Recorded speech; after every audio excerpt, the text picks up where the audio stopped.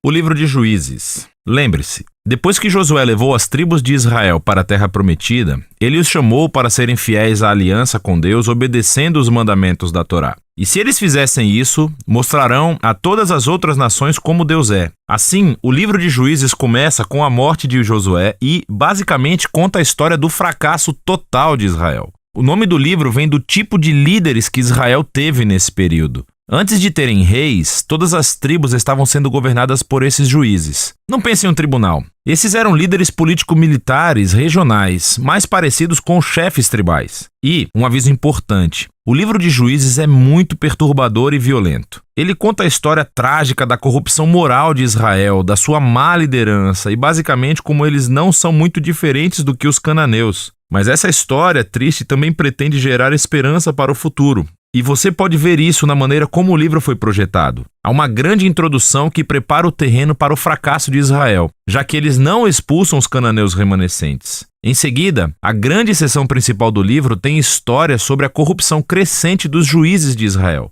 E a progressão aqui mostra como os líderes de Israel vão de muito bons a regulares e de ruim a piores. A seção final é realmente perturbadora e mostra a corrupção do povo de Israel como um todo. Então, vamos nos aprofundar e explorar cada parte um pouco mais. A sessão de abertura começa com as tribos de Israel em seus territórios na Terra Prometida. E quando Josué derrotou algumas das cidades cananeias principais, ainda havia muita terra a ser tomada e muitos cananeus vivendo nessas áreas. E assim, o capítulo 1 apresenta uma longa lista de grupos e cidades cananeias que Israel não conseguiu expulsar da terra. Lembre-se, todo o objetivo de expulsar os cananeus era evitar sua corrupção moral e a sua maneira de adorar os deuses através do sacrifício infantil. Deus havia chamado Israel para ser um povo santo, e isso não acontece. O capítulo 2 descreve como Israel tomou o lado dos cananeus e adotou todas as suas práticas culturais e religiosas. E é bem aqui que a história para. Durante quase um capítulo inteiro, o narrador nos dá uma visão geral de tudo o que está prestes a acontecer no resto do livro.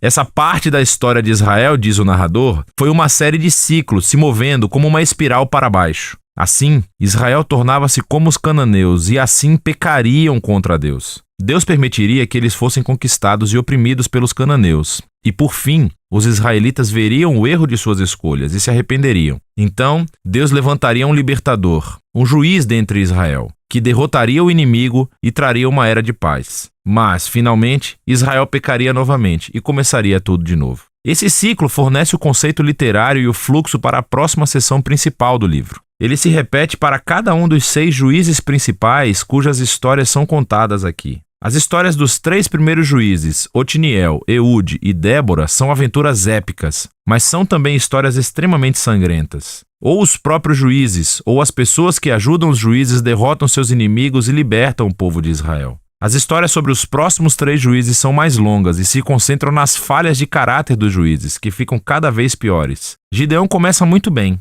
Ele é um covarde, mas finalmente chega a confiar que Deus pode salvar Israel através dele. E assim ele derrota um enorme exército de midianitas com apenas 300 homens carregando tochas e panelas de barro. Mas Gideão tem um temperamento desagradável e mata um bando de companheiros israelitas por não ajudá-lo em sua batalha. E tudo começa a piorar. Ele fabrica um ídolo com o ouro que ganhou das suas batalhas, e depois que morre, todo Israel adora o ídolo como um deus, e o ciclo começa novamente. O próximo juiz principal é Jefté, que é uma espécie de bandido mafioso que vive nas colinas. E quando as coisas ficam realmente ruins para Israel, os anciãos vêm até ele implorando pela sua ajuda. E Jefté foi um líder muito eficaz, ele ganhou muitas batalhas contra os amonitas. Mas ele era tão pouco familiarizado com o Deus de Israel que o trata como um deus cananeu e promete sacrificar a sua filha se vencer a batalha. Essa história trágica mostra o quanto Israel caiu. Eles não conhecem mais o caráter do seu próprio Deus, o que leva ao assassinato e à falsa adoração. O último juiz, Sansão, é de longe o pior. Sua vida começa cheia de promessas, mas ele não tem consideração pelo Deus de Israel. Ele era promíscuo, violento e arrogante. Ele obteve vitórias brutalmente estratégicas sobre os filisteus, mas apenas à custa da sua própria integridade. E a sua vida termina em uma corrida violenta de assassinato em massa. Agora, uma nota rápida aqui. Você notará um tema repetido na seção principal do livro. Em momentos-chave, o Espírito de Deus capacitará cada um desses juízes a realizar grandes atos de libertação. O fato de que Deus usa essas pessoas completamente errôneas não significa que ele endossa todas ou até mesmo qualquer uma de suas decisões.